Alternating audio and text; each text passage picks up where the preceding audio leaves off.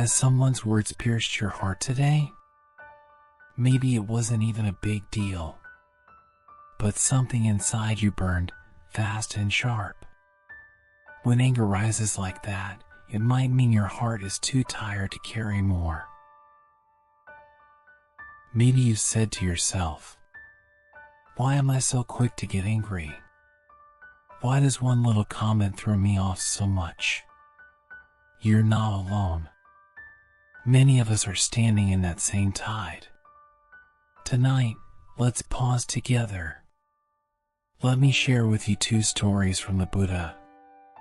One from a past life, and one from his awakened teaching. The first story takes place long, long ago, in a remote mountain village of ancient India. There lived a quiet ascetic named Khantivadi, a man devoted to patience and inner calm. Each day, he would rise with the sun and sit in stillness on a large stone overlooking the village. His gaze was clear, his steps light, and he moved through the world untouched by praise or insult. One day, a local king, proud and domineering, was passing through the forest on a hunt. He spotted Khantivadi and scoffed at his silence. "They say you are the embodiment of patience. Tell me, is it true you never get angry?" Khantivadi nodded slowly. "Anger is a fire that consumes the heart. Each day I train myself not to hold that flame." The king sneered. He began testing the monk, first with insults, then with threats. And when none of it worked, he ordered his guards to seize the monk. He was tied up, beaten.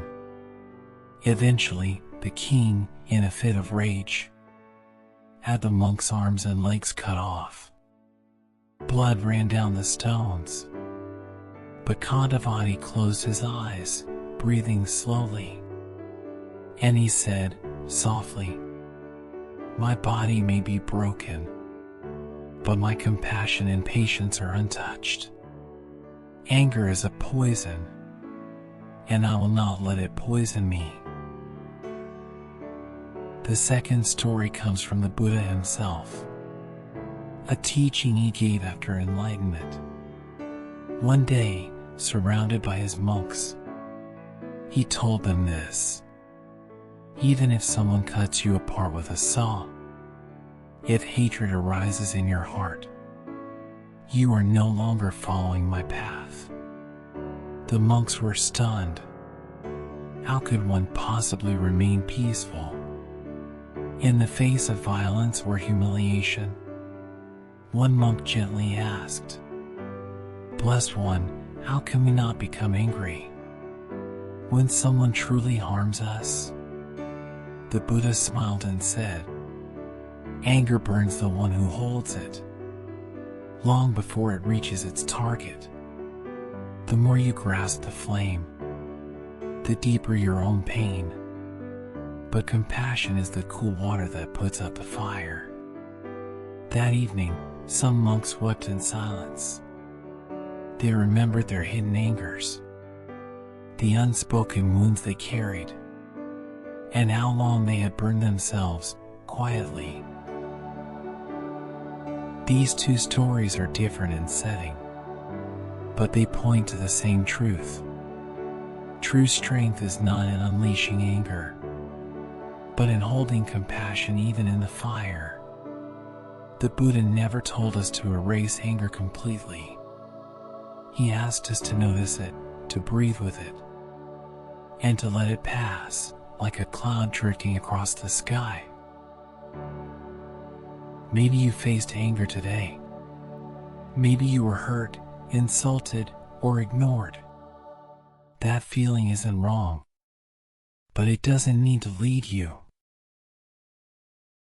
Now, close your eyes. Remember a word or moment that lit a fire in you today. Let it fade. Then whisper this: "I am not controlled by that moment. I am enough, exactly as I am. To you, who held yourself through the flames today, this story gently says, you are deeper than anger. You are stronger than the storm. This story pauses here, but it doesn't truly end. Whether it's night or day, if ever your heart needs stillness again, there will be more of the Buddha's wisdom waiting quietly here. Would you like to share your own story? Leave a comment or send a message. This channel listens softly. Before sleep, or whenever you need it, think of one harsh word you heard or said today.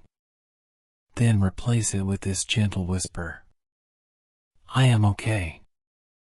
I am enough, just as I am. Let that one phrase bloom your inner lotus just a little more. May your heart know peace.